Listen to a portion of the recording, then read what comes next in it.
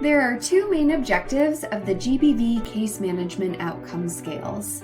The first is to provide GBV case managers with a tool to support their work with individual women and older adolescent girls. Let's look at two scenarios. It looks like your sense of well-being has improved since we started meeting. How does that feel? Yeah, that's actually really nice to know because I hadn't thought about what I was feeling when I first came here in a while. It's nice to see how I've been improving. Or, it looks like your sense of well-being is not improving since we started meeting. How does that feel? What do you think we can do to support you better? Yeah, I'm not really feeling better. I think it might be because my referral to clear up my documentation issues didn't go through, and I'm facing a lot of additional difficulties now. Would it help if I accompanied you there? Yeah, and maybe a referral to a different place.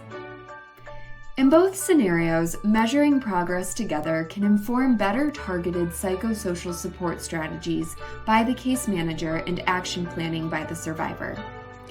The second objective is to provide GBV teams with high-quality data on psychosocial functioning and felt stigma across their caseload to inform programming. For this, it's critical that the aggregate results collected from the outcome scales are analyzed to identify trends and develop actionable recommendations.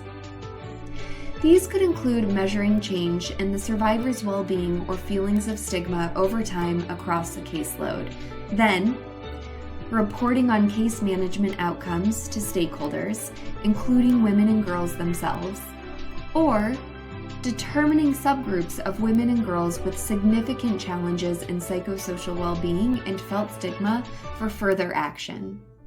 To do this analysis, you can pair the scale scores with other data from the GBV IMS Plus, for example, be it geographic information or demographic characteristics, to determine differences in needs. This could help identify service gaps or barriers to service access, among other possibilities. Let's look at another scenario. Looking at our caseload, there are a number of cases in the last 4 months in this area that have had significant increases in felt stigma. Let's talk about your cases. What could this mean? I think based off of what I've heard in our case conferences that the community is rejecting survivors.